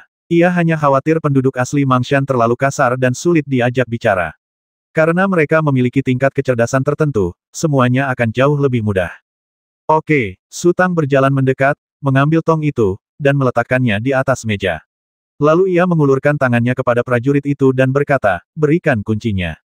Sang pendekar tahu apa yang sedang dibicarakan Su Tang, dan buru-buru mengeluarkan seikat kunci dari pinggangnya dan menyerahkannya kepada Su Tang. Ayo pergi, kata Su Tang. Kedua gadis itu saling mendukung untuk berdiri, terhuyung-huyung di belakang Su Tang, sementara Baolan tetap di belakang. Tak lama kemudian, mereka telah berjalan keluar kota dan melihat sebuah ladang di kejauhan. Mata kedua gadis yang tak bernyawa itu tiba-tiba berbinar. Mereka saling memandang dan tiba-tiba berlari ke arah yang berbeda. Su Tang menggelengkan kepala dan menggoyangkan rantai di tangannya dengan ringan. Kedua gadis itu terlempar ke udara lalu jatuh ke tanah. Baolan bergegas menghampiri, meraih lengan salah satu gadis, dan memelintirnya ke belakang, sementara Su Tang berjalan menuju gadis yang satunya. Wajah gadis itu tampak garang dan menyedihkan. Ia mengulurkan tangannya untuk mencengkeram mata Su Tang. Su Tang mundur setengah langkah dan menabraknya dengan bahunya. Gadis itu jatuh ke tanah tanpa sadar lagi. Lepaskan aku, gadis itu meronta untuk bangun. Su Tang mengangkat kakinya dan menginjak tengkuk gadis itu. Dengan sedikit tenaga, wajah gadis itu terpendam ke dalam lumpur. Tangannya tak menemukan sasaran dan hanya menggaruk-garuk tanah. Su Tang mengeluarkan gantungan kunci dan mencoba beberapa kali. Ia menggunakan salah satu kunci untuk membuka gembok besi di pinggang gadis itu. Su Tang berdiri dan berjalan menuju Baolan. Gadis itu tiba-tiba merasakan tekanan berat seperti gunung Tai di belakangnya menghilang, dan rantai besi di pinggangnya pun ikut tercabut. Ia tertegun sejenak, lalu melompat dan lari. Su Tang mengabaikannya, berjalan ke Baolan dan menyerahkan kunci padanya. Gadis itu berlari beberapa langkah, lalu perlahan melambat. Ia berbalik dan menatap kosong ke arah Su Tang. Gadis-gadis yang ditundukkan Baolan menyadari bahwa Su Tang tidak berniat menyakiti mereka, jadi mereka berhenti melawan, merilekskan tubuh, dan membiarkan Baolan membuka kunci pintu. Gadis yang melarikan diri terlebih dahulu kembali, dan setelah Baolan membuka kunci besi, dia mengulurkan tangannya untuk mendukung temannya. Kalian pergi saja, kata Su Tang. Kedua gadis itu saling berpandangan, tetapi tidak ada yang menjawab. Bisakah kau mengerti apa yang kukatakan? Tanya Su Tang sambil mengerutkan kening. Kedua gadis itu mengangguk pada saat yang sama. Di luar sangat berbahaya, sebaiknya kamu pulang. Su Tang berhenti sejenak dan bertanya, kamu tahu ke arah mana rumahmu? Kedua gadis itu melihat sekeliling dengan bingung. Mereka belum pernah meninggalkan kampung halaman mereka sebelumnya. Mereka pergi mencari herba dan pingsan. Ketika mereka bangun, mereka tiba-tiba menjadi budak dan tiba di tempat yang sama sekali asing. Mustahil bagi mereka untuk menemukan kampung halaman mereka sendiri. Kau tahu atau tidak? Tanya Su Tang. Kedua gadis itu mulai menggelengkan kepala, lalu menatap Su Tang dengan tatapan memelas. Di antara semua orang luar yang mereka temui, Su Tang adalah yang terbaik bagi mereka, dan selain Su Tang, mereka tidak dapat menemukan orang lain yang bisa mereka andalkan. Saya dengar dari penduduk kota bahwa rumahmu ada di daerah Mangshan. Tanya Su Tang. Kedua gadis itu tampak terkejut dan terus-menerus mengangguk. Begitukah? Kalau begitu aku akan mengantarmu pulang. Kedua gadis itu mengangguk lebih bersemangat. Baolan, bawa mereka kembali ke kota dulu dan cari tempat untuk mencucinya dengan benar, kata Su Tang. Kedua gadis itu sangat kotor. Saat mereka minum sup ikan tadi, rambut panjang mereka basah kuyup dan sekarang masih berbau sup ikan. Kalau tidak dicuci, nanti malam akan bau. Kalau begitu beli kereta kuda dan aku akan menunggumu di sini. Ya, Tuan, jawab Baolan. Baolan berbalik dan berjalan menuju kota bersama kedua gadis itu. Su Tang melihatnya dengan jelas. Ketika mereka sampai di tepi kota, kedua gadis itu sedikit malu dan berhenti. Baolan berbicara cukup lama sebelum mereka kembali ke kota. Mereka sesekali menoleh ke arah Su Tang, seolah-olah mereka khawatir Su Tang akan lari dan meninggalkan mereka sendirian. Setelah Baolan dan yang lainnya menghilang dari kota, Wen Xiang dan Tong Fei muncul. Tong Fei berbisik, apakah metode ini akan berhasil? Jauh lebih baik daripada terburu-buru, kata Su Tang, dulunya Mangshan adalah tempat pelatihan. Para penyintas berhasil berkembang pesat di sana, jadi pasti ada kultivator hebat di klan ini. Aku akan masuk dan menjelajah dulu. Dengan begini, aku akan berada di tempat terbuka dan kalian akan berada di tempat gelap. Dengan kerjasama kita, kita punya peluang bagus. Tuan Su, saya harus mengingatkan Anda bahwa hutan adalah wilayah para penyintas. Harap berhati-hati dan jangan bertindak gegabah. Su Tang tersenyum. Sebagian besar alasan mengapa ia berani pergi ke Mangshan adalah karena Xiao Butian. Selama ia berhadapan dengan praktisi yang mengandalkan lingkungan alam untuk bertarung, ia akan diuntungkan. Sementara Su Tang dan yang lainnya menyelamatkan kedua gadis itu, di kota Feilu, Zhong Yiye dan wanita tua itu berjalan dari ujung jalan yang berlawanan menuju Xianxinsai. Mereka mencari di seluruh kota sepanjang sore, tetapi tidak menemukan jejak Wen Xiang. Mereka merasa tak berdaya dan sedikit gelisah. Apa yang akan mereka katakan jika prajurit misterius berjubah ibel itu datang mencari Wen Xiang? Apakah dia berkencan dengan pria lain? Hal seperti itu bisa disembunyikan untuk sementara waktu, tetapi tidak selamanya. Pasti akan menimbulkan masalah serius. Wanita tua itu mempercepat langkahnya dan tiba di pintu Xian Xinzai lebih dulu. Ia melihat Zhong Yiye, yang menggelengkan kepala dan tersenyum pahit. Wanita tua itu mendesah pelan dan berjalan menuju pintu. Tubuhnya tiba-tiba terhuyung, lalu sesosok tubuh muncul dari balik pintu dan dengan lembut menopang tubuh wanita tua itu. Jaraknya hanya lebih dari 50 meter, dan Zhong Yiye dapat melihat dengan jelas bahwa tubuh wanita tua itu bergetar hebat, lalu kepalanya terkulai lemas, dan kakinya terseret di tanah. Orang yang menopang wanita tua itu adalah seorang pria paruh baya berusia 40-an. Matanya sangat tajam, dan tatapannya menyapu jalan yang panjang. Jantung Zhong Yiye berdebar kencang. Ia tahu bahwa pria parubaya yang aneh itu telah menyerang wanita tua itu dan mengakhiri pertarungan dengan sangat cepat, begitu cepatnya sehingga wanita tua itu tidak bereaksi sama sekali. Saat ini, ia hanya punya dua pilihan, satu bergegas menyelamatkan wanita tua itu, dan yang lainnya segera pergi. Nalurinya mendorongnya untuk memilih yang terakhir. Zhong Yiye berbalik, berdiri di depan sebuah kios penjual kincir angin, menurunkan sebuah kincir angin, dan memainkannya sambil tersenyum. Pria parubaya itu melirik ke sini, lalu mendukung wanita tua itu dan berjalan masuk ke Xian Xinzai. Setelah beberapa saat, Zhong Yiye menoleh sedikit dan melirik Xian Xinzai dengan sudut matanya. Pintu Xian Xinzai masih terbuka, dan orang-orang berlalu lalang di jalan, semuanya sama seperti sebelumnya. Mereka tidak menyadari apa yang baru saja terjadi. Bagi Zhong Yiye, gerbang Xian Xinzai telah berubah menjadi mulut berdarah, siap melahap siapapun yang mendekat. Ia berbalik dan berjalan perlahan ke ujung jalan panjang yang lain, menjauh dari Xian Xinzai. Apa yang harus dia lakukan? Zhong Yiye kebingungan. Dia belum lama di sini, dan dia tidak mengerti banyak hal, juga tidak bisa menemukan solusi yang berarti. Ia berjalan tanpa tujuan seperti ini, tak tahu sudah sejauh mana ia melangkah.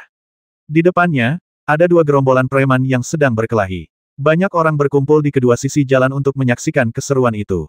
Zhong Yiye melihat seorang pria kekar dengan sorot mata gembira. Ia menerobos kerumunan dan menepuk bahu pria itu. Zhao Dalu menoleh, menatap Zhong Yiye dari atas ke bawah, lalu berkata dengan suara berat, "Ada apa? Kemana suamimu dan nona muda kita pergi?" Tanya Zhong Yiye. "Jangan tanya aku, bagaimana aku tahu?" Jawab Zhao Dalu, lalu berbalik dan terus menyaksikan perkelahian antara dua gerombolan preman itu. Zhong Yiye mencengkeram lengan Zhao Dalu dan menyeretnya keluar dari kerumunan. Zhao Dalu marah dan memberontak sambil berteriak, "Apa maumu?"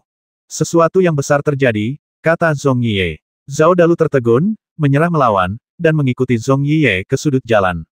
Karena Su Tang memiliki kesan yang baik tentang Zhong Yiye, ia teringat pada Zhong Yiye dan tahu bahwa Zhong Yiye adalah pendatang baru di Wen Xiang. "Apa yang terjadi?" tanya Zhao Dalu. Xian Xinzai telah diduduki seseorang. Mereka menunggu kesempatan. "Ini sangat berbahaya," kata Zhong Yiye buru-buru. "Aku harus menemukan Nona Wen. Jika dia gegabah kembali ke Xian Xinzai, semuanya akan tamat." Zhao Dalu ragu sejenak lalu menatap Zhong Yiye dari atas ke bawah lagi. "Bicaralah, di mana Nona Wen?" Zhong Yiye menjadi semakin cemas. "Suamiku bilang kamu orang yang bisa dipercaya," kata Zhao Dalu perlahan. Zhong Yiye tertegun, lalu merasa sedikit malu. Sikapnya terhadap Su Tang sangat buruk, tetapi ia tidak menyangka Su Tang akan begitu menghargainya. "Mereka pergi ke Mangshan," kata Zhao Dalu, "tapi Mangshan sangat besar, kurasa akan sulit bagimu untuk menemukan mereka." "Apa yang akan mereka lakukan di Mangshan?" tanya Zhong Yiye. "Aku benar-benar tidak tahu."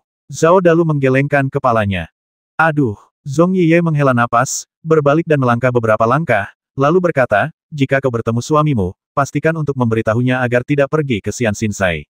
"Begitu," kata Zhao Dalu, "apa yang akan kau lakukan? Pergi ke Mangshan?" "Ya," jawab Zhong Yiye.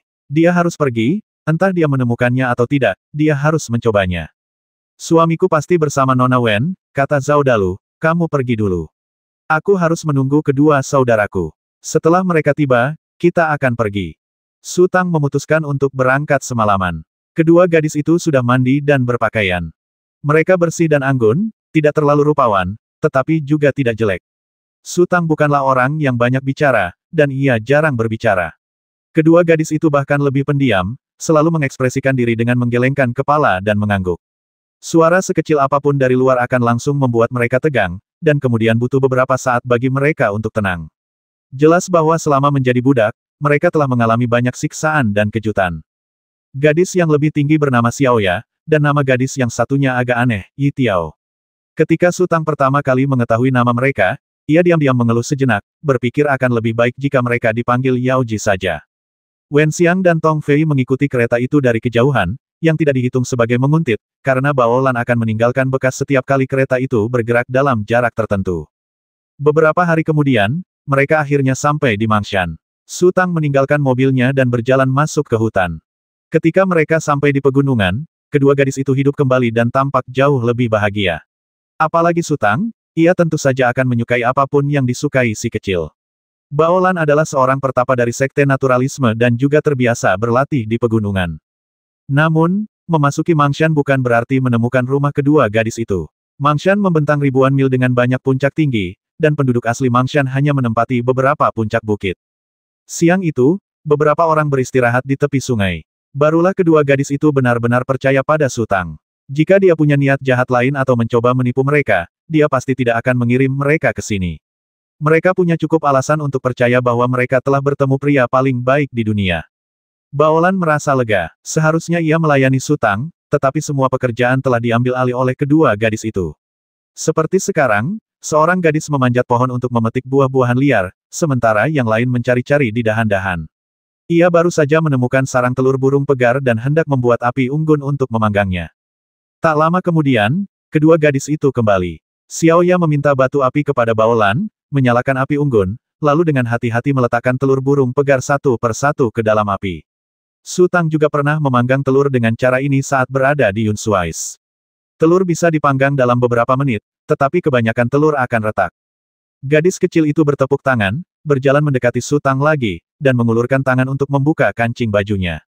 Su Tang memejamkan mata untuk beristirahat, tetapi ketika merasa ada yang tidak beres, ia membuka mata dan menatapnya dengan curiga.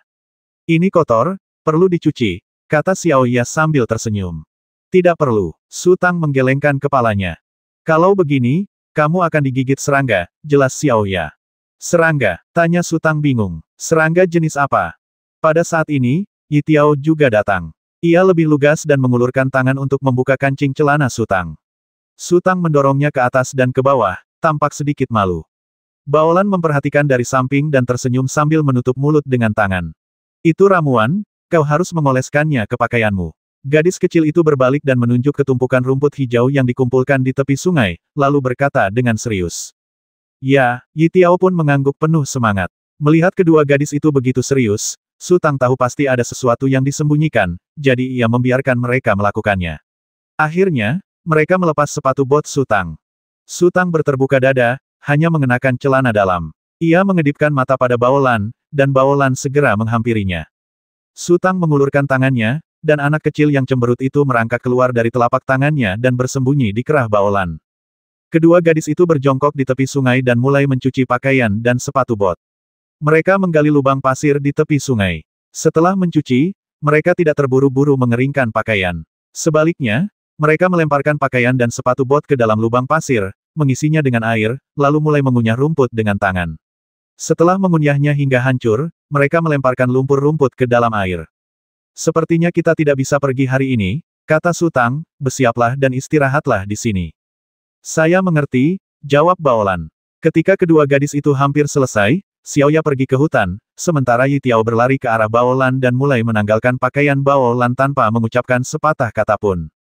Baolan diam-diam menertawakan Su Tang, dan kali ini sebagai pembalasan. Ia sedikit cemas, menghindar sambil berkata, aku tidak membutuhkannya, aku benar-benar tidak membutuhkannya. Serangga ini sangat kuat dan bisa membasmi orang, kata Yi Tiao dengan ekspresi serius. Kalau begitu, aku tinggal mengoleskan ramuan itu ke tubuhku, kata Baolan. Itu gulma beracun. Kulitmu akan membusuk. Seseorang berkata, kalau ada bagian sekecil apapun yang tidak bisa diusap, serangganya akan masuk. Baolan, kalau di Roma, lakukanlah seperti orang Romawi. Dengarkan saja dia, kata Su Tang sambil tersenyum. Ia melihat Baolan tertawa tadi. Baolan terpaksa menuruti perintahnya. Sesaat kemudian, seragam prajuritnya dilucuti dan sepatu botnya juga dilucuti. Su Tangyu, yang sedang bersukacita, terbatuk dan segera mengalihkan pandangannya. Celana dalam di dunia ini memang celana dalam, biasanya terbuat dari tule, tetapi bahan tule bervariasi. Yang dikenakan Baolan jelas merupakan pakaian tembus pandang. Pakaian itu tidak berarti apa-apa dan semuanya terlihat. Pantas saja dia bilang dia tidak mau melepasnya apapun yang terjadi. Su Tang merasa malu, dan Baolan bahkan lebih malu lagi. Ia terpaksa meletakkan satu tangan di belakang punggungnya untuk melindungi si kecil, sementara tangan lainnya hanya bisa menutupi bagian atas tubuhnya, tetapi tidak bagian bawah. Ia tampak sangat gugup. Mereka mulai mencuci pakaian Baolan. Tak lama kemudian, Xiaoya kembali dengan lebih banyak rumput di tangannya. Lalu mereka melepas pakaian mereka, dan semuanya transparan. Inilah pakaian yang Baolan bawa untuk mereka beli. Ini seharusnya menunjukkan selera estetika Baolan. Gadis kecil itu berjalan ke api unggun dan menggunakan ranting untuk menggali semua telur burung pegar. Lalu ia berteriak, sudah siap dimakan. Tuan, sudah waktunya. Baolan berbalik dan berbicara kepada Su Tang. Ia menyadari sesuatu sekilas dan menoleh ke belakang seolah tersengat listrik, wajahnya memerah. Masih muda, sungguh tak berdaya. Su Tang menyeringai. Reaksi fisiologis ini benar-benar di luar kendalinya. Ia tak punya pilihan selain menyilangkan kaki dan menjepitnya erat-erat. Ia tak bisa berjalan saat ini karena akan terlalu mencolok. Su Tang berkata dengan santai, kirim saja. Xiaoya dan Yi Tiao tidak menemukan sesuatu yang salah. Mungkin, adat istiadat penduduk asli Mangshan tidak menganggap serius hal ini. Baolan malu-malu dan meringkuk tak bergerak, tetapi mereka berjalan dengan wajar, sama sekali tidak menyadari bahwa tubuh terbuka mereka terekspos. Xiaoya membuat jaring kecil dari ranting-ranting pohon, memasukkan beberapa butir telur burung pegar ke dalamnya, dan membawanya kepada Su Tang. Namun, Baolan hanya berkata bahwa ia tidak lapar dan sedang tidak ingin makan. Su Tang memakan 2 butir telur burung pegar.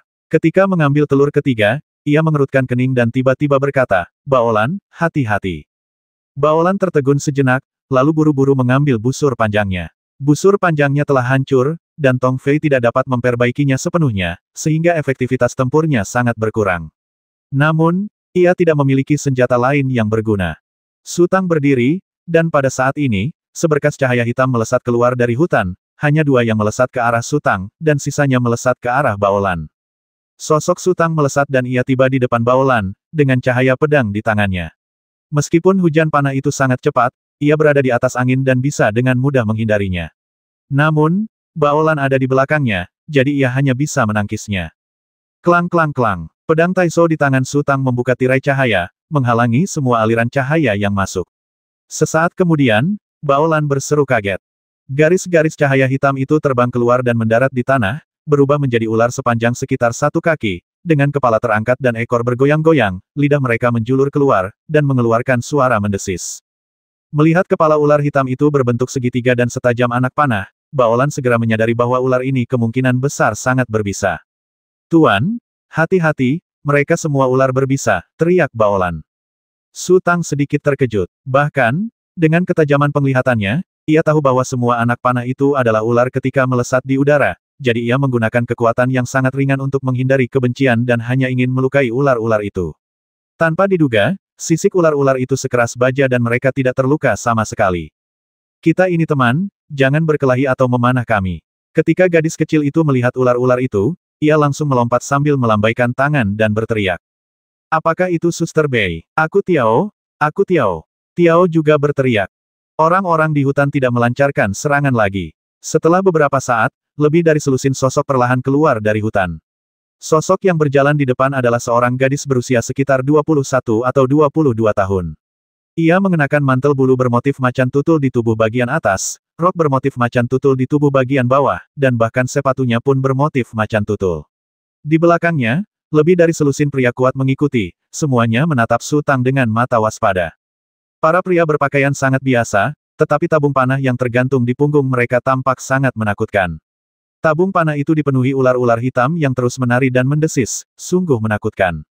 Su Tang belum pernah mendengar ada orang di dunia ini yang menggunakan ular sebagai anak panah. Ia hanya melihat petunjuknya sekilas. Jika orang itu tidak tahu apa-apa, ia mungkin akan menderita kerugian besar dalam pertarungan tadi. Gadis di depan memiliki alis yang tajam dan mata yang cerah. Ia melirik Su Tang, lalu mengalihkan pandangannya ke Xiaoya dan Tiao, mengerutkan kening dan berkata, kalian berdua terlalu cerewet, ya. Kemana saja kalian? Tahukah kalian sudah berapa lama kami mencari kalian? Tidak, kami tertangkap, Xiaoya membela diri sambil berlinang air mata. Ya, kami pingsan saat mengumpulkan herba. Saat kami bangun, kami berada di tempat yang aneh. Xiaoya dan Tiao berlomba-lomba menceritakan pengalaman mereka beberapa hari terakhir. Su Tang kembali duduk di atas batu. Terlalu memalukan untuk berkelahi dengan orang lain saat ini. Ia bisa merasakan tubuh bagian bawahnya bergetar hebat karena gerakannya. Belum lagi Baolan, yang telah menyusut di balik batu dan menatap para pria kuat itu dengan gugup. Xiaoya dan Tiao butuh waktu lama untuk menceritakan secara singkat apa yang terjadi selama periode ini. Tentu saja, mereka berfokus untuk memperkenalkan pria terhebat dan terbaik, Su Tang. Wajah gadis itu berubah dingin ketika mendengar ini, lalu dia mengangguk ke arah Su Tang dan berkata, "Terima kasih banyak, Tuan." Su Tang tersenyum dan berkata, "Sama-sama." Gadis itu berbalik dan berkata, "Ayo pergi." Setelah itu, dia menggandeng tangan seorang gadis dan berjalan ke arah asal mereka. Su Tang tercengang, dan kedua gadis itu juga terkejut. Xiaoya berbisik, "Kak Bei, mereka mengirim kita ke sini." "Diam!" teriak gadis itu. Xiaoya tidak berani berbicara, tetapi tetap mencoba menatap Su Tang, matanya penuh dengan permintaan maaf. Dalam sekejap mata, semua penduduk asli Mangshan masuk ke hutan dan menghilang tanpa jejak. Mata Baolan terbelalak, siapa orang-orang ini? Kami membawa mereka kembali dari tempat yang begitu jauh, hanya untuk mengucapkan terima kasih. Haha, Su Tang tersenyum, berbalik dan berkata dengan suara rendah, tegur mereka. Baolan tertegun sejenak dan berteriak, ini keterlaluan. Ini keterlaluan. Sumpah serapah. Apakah ini yang disebut bersumpah serapah? Itu benar-benar tidak bermoral. Agak terlalu berlebihan, terlalu banyak akting, kata Su Tang. Ekspresi Baolan berubah. Mengumpat bukanlah keahliannya. Ia lalu berteriak, orang-orang Mangshan ini tidak berperasaan dan tidak tahu berterima kasih. Tuan, lain kali Anda bertemu mereka, jangan ikut campur dalam urusan mereka. Bersikaplah lebih kejam. Sekalipun guk-guk itu kelaparan, aku memberinya tulang, dia tetap mengibaskan ekornya dan berusaha menyenangkanku. Mereka lebih buruk dari guk-guk. Baiklah, mari kita lanjutkan, kata Su Tang. Mereka pantas bersembunyi di pegunungan seumur hidup dan tidak akan pernah bisa keluar. Tidak akan ada yang menyukai orang-orang seperti mereka, Baolan terus berteriak. Su Tang berjalan ke sungai, mengambil pakaiannya dan Baolan, lalu berjalan ke api unggun, menendang api unggun hingga hancur dengan kakinya, membersihkan pasir yang terkena abu, dan menguji suhu kerikil. Untungnya, pakaiannya tidak mengalami masalah saat dikeringkan. Su Tang meletakkan pakaiannya di kerikil dan berjalan kembali ke gua pasir. Ia tidak membawa pakaian kedua gadis itu. Ia mengambil salah satu pakaian dan memerasnya dengan kuat. Lalu, Su Tang melemparkan pakaian itu ke Baolan, pakai saja, lalu keluar dan terus mengomel, ngapain kamu jongkok di situ? Kalau kamu tunda sebentar, mereka akan tahu ada yang tidak beres. Emosi Baolan saat memarahi orang lain sangat sempurna, sangat marah dan bersemangat tinggi, tetapi kata-katanya agak menyedihkan, dan itu hanya beberapa kalimat yang sama saja, tidak peduli bagaimana Anda membaliknya.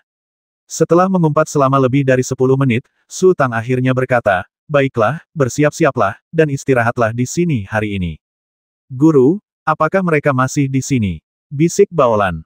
Ya, Su Tang menjawab sambil tersenyum tipis, kita lihat saja berapa lama mereka bisa bertahan. Malam berlalu begitu cepat. Su Tang dan Baolan bisa makan dan tidur, sementara penduduk asli Mangshan yang bersembunyi di pegunungan dan hutan belum muncul.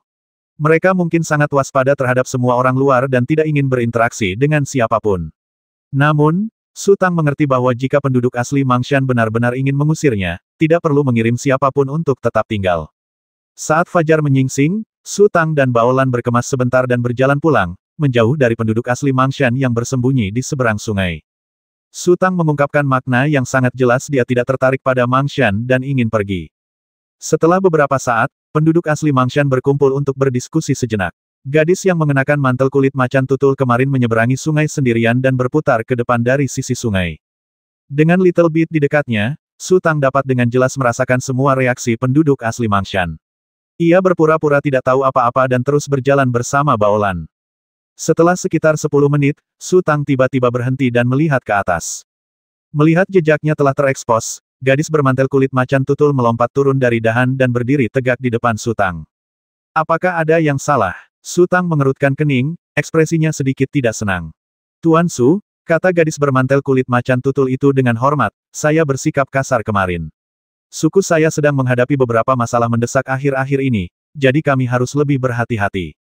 Semoga Tuan Su tidak keberatan. Aku tidak keberatan, kata Su Tang, baiklah, kamu bisa kembali. Gadis bermantel kulit macan tutul itu ingin mengatakan sesuatu, Tetapi melihat ekspresi Su Tang yang tidak sabar, ia hanya bisa minggir sambil tersenyum masam. Pada saat itu, bayangan samar kepala manusia tiba-tiba muncul di langit biru. Mata besar dalam bayangan itu berkedip lalu menghilang. Su Tang melangkah maju, ia hanya mengamati pergerakan di hutan dan tidak memperhatikan langit. Terlebih lagi, bayangan itu hanya sekilas, bahkan jika ia menyadari sesuatu dan mendongak, ia tidak melihat apapun. Setelah berjalan beberapa langkah, Su Tang melihat gadis bermantel kulit macan tutul itu tidak bereaksi. Ia pun bergumam dalam hati, mungkinkah gadis itu hanya berpura-pura kuat. Namun, saat ini, ia tidak punya alasan untuk tiba-tiba berbalik. Ia hanya bisa pasrah dan terus melangkah maju. Tunggu sebentar, gadis bermantel kulit macan tutul itu tiba-tiba berteriak. Ada lagi yang ingin kau katakan? Su Tang menoleh, raut wajahnya semakin tidak senang, tapi sebenarnya ia menghela napas lega. Tuan Su, Tetua Agung dan pemimpin klan kami mengundang Anda, kata gadis bermantel kulit macan tutul itu perlahan. Di mata Su Tang, ini jelas bohong. Tetua Agung dan ketua klan telah mengundangnya, jadi mengapa dia tidak mengatakannya lebih awal? Mengapa dia harus mengatakannya sekarang? Tentu saja, dia tidak berniat mengungkapnya. Dia akhirnya punya jalan keluar. Su Tang ragu-ragu sejenak, mengamati gadis itu dari sudut matanya. Ekspresi gadis itu sangat serius dan tulus. Su Tang tersenyum dalam hati, ia tak menyangka gadis ini bisa berakting. Ini, aku punya urusan penting. Kita lakukan lain kali saja. Lain kali aku lewat Mangshan, aku pasti akan mengunjungimu, kata Su Tang. Tuan Su, Anda tidak boleh pergi apapun yang terjadi. Gadis itu berkata dengan cemas, sang tetua agung telah mengasingkan diri selama lebih dari 200 tahun. Ini pertama kalinya beliau keluar dari pengasingan, dan juga pertama kalinya beliau ingin bertemu orang luar. Apa? Su Tang tercengang. 200 tahun. Apa kau bercanda? Di antara orang-orang yang dikenalnya, Sue Jiu adalah yang paling senior. Berdasarkan usia Sue Dongju, Sue Jiu pasti berusia lebih dari 100 tahun. Tapi tetua agung dari klan yang masih hidup itu telah mengasingkan diri selama lebih dari 200 tahun. Seperti apa dia sebelumnya? Bukankah dia akan menjadi monster berusia berabad-abad? Tuan Su, kumohon, kata gadis itu dengan nada tegas, jangan khawatir, tetua kami tidak punya niat jahat terhadap Anda. Su Tang merenung sejenak lalu berkata lembut, pimpin jalan. Dipimpin oleh gadis itu, mereka melintasi pegunungan dan perbukitan selama lebih dari 2 jam dan akhirnya melihat sekelompok gubuk beratap jerami. Di sanalah seharusnya tempat tinggal para penyintas. Su Tang memperkirakan ada sekitar 1000 gubuk beratap jerami. Populasi keluarga yang selamat tidak banyak, tetapi juga tidak sedikit. Ketika Su Tang memasuki desa, ia melihat tidak ada seorang pun yang berpakaian rapi. Kebanyakan dari mereka mengenakan kulit binatang, tetapi mereka tampak sangat bersemangat. Melihat gadis itu membawa 2 orang asing ke desa, banyak orang berkumpul, menunjuk, dan mengobrol. Tak ada niat jahat di mata mereka, tetapi mereka juga tidak ramah. Su Tang tampak tenang, tetapi Baolan tampak sedikit gelisah. Mereka mengira penduduk asli Mangshan hanyalah orang-orang liar yang tinggal di pegunungan dan hutan, tetapi mereka tidak pernah menyangka ada begitu banyak pembudidaya di antara suku-suku yang masih hidup. Jika penduduk asli Mangshan ingin melakukan sesuatu, mereka pasti tidak akan bisa melarikan diri. Siapa namamu? Tanya Su Tang dengan suara pelan. Ia menyadari keresahan Baolan dan ingin meredakan suasana. Hanya ada 2 nama keluarga di keluarga kami Bao dan Bai. Gadis itu berkata, nama keluargaku Bao, dan namaku Bao Bei. Ini nama yang bagus. Su Tang tertawa. Gadis itu juga tersenyum. Mereka berjalan melewati desa dan tiba di bagian terdalam. Su Tang melihat sebuah gua besar, yang cukup besar untuk dilalui 10 kereta kuda berdampingan. Ada 7 atau 8 pria kuat yang berjalan mondar-mandir di pintu masuk gua, seolah-olah merekalah yang bertanggung jawab menjaga tempat itu. Ketua klan memintaku untuk membawa para tamu ke sini. Gadis itu berhenti di kejauhan dan berbicara dengan keras. Masuklah, kami sudah lama menunggumu, kata seorang pria di depan, lalu melambaikan tangannya, dan tiba-tiba terdengar suara dengungan di rerumputan. Sesaat kemudian, banyak sekali agas hijau muncul dari tanah, seperti kabut tebal yang menutupi langit, dan sosok orang-orang kuat di seberang menjadi kabur. Pasti ada puluhan juta agas. Mereka terbang semakin tinggi, lalu jatuh ke rerumputan di sungai pegunungan. Gadis itu lalu mulai berjalan maju, Su Tang mengikutinya dari belakang, dan Bao Lan pun menjadi semakin gelisah. Gua itu dijaga ketat, dengan pos jaga setiap 3 langkah dan seorang penjaga setiap 5 langkah. Setelah berjalan lebih dari 1000 meter, bagian depan gua tiba-tiba terbuka dan menampakkan kubah yang sangat tinggi dan lebar. 2 sosok duduk di ujung kubah, memandang ke sisi ini dengan tenang. Tempat itu begitu luas dan hanya ada sedikit orang, sehingga terasa seperti gua hantu. Bahkan suara jarum jatuh pun terdengar jelas. Tak lama kemudian, 3 orang mendekat. Seorang lelaki tua duduk di puncak. Tak seorang pun tahu berapa usianya. Yang mereka lihat hanyalah ia sangat kurus, luar biasa kurusnya, seperti tengkorak yang berpakaian. Rambut dan janggutnya putih keperakan, dan matanya agak menyipit. Di bawahnya duduk seorang pria parubaya berwajah persegi dan matanya berkilat. Gadis itu berjalan mendekat dan berlutut dengan satu kaki. Suaranya bergetar, dan ia tampak sangat gembira. Tetua Agung, Tuan Su telah diundang. Lalu ia berkata, salam untuk ketua klan. 2 sahabat mudaku, silakan duduk.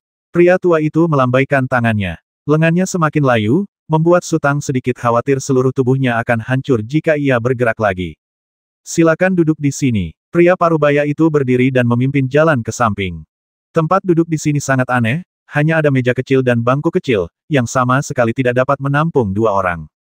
Su Tang melihat sekeliling dan berjalan menuju meja kecil. Baolan mengikutinya dari belakang. Pria parubaya itu mengulurkan tangan untuk menghentikan Baolan dan berkata sambil tersenyum, Nona, silakan duduk di sini. Baolan menatap pria parubaya itu dengan curiga, lalu tatapannya tertuju pada Su Tang. Su Tang mengangguk pelan dan berkata sambil tersenyum tamu harus menuruti keinginan tuan rumah.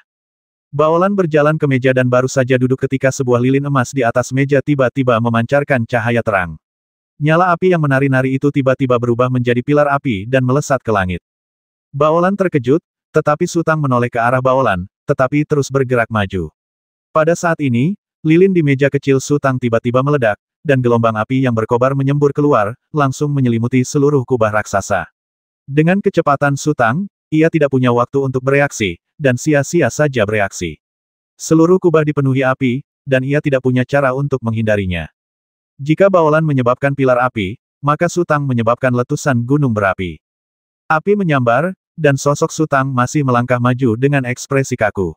Setelah beberapa saat, ia melihat ke bawah ke arah tubuhnya dan mendapati tubuhnya tidak terluka, seolah-olah semua yang baru saja terjadi hanyalah ilusi.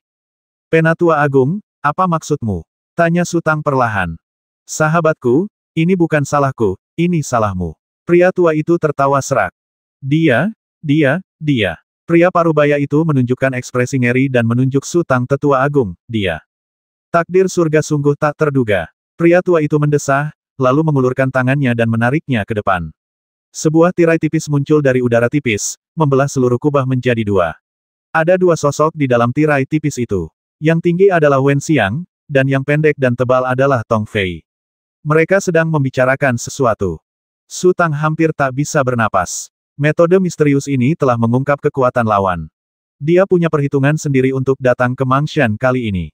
Tong Fei pernah berkata bahwa penduduk asli Mangshan tidak sepenuhnya xenofobia. Setidaknya guru yang disebutkan Tong Fei telah berhubungan dengan penduduk asli Mangshan dan pergi dengan selamat, jadi jika dia menunjukkan niat baik, dia seharusnya bisa lolos tanpa cedera. Namun, kekuatan lelaki tua itu begitu menakjubkan sehingga dia bahkan tidak dapat memahami seberapa tingginya. Anak muda, apakah mereka berdua ini temanmu? Tanya lelaki tua itu.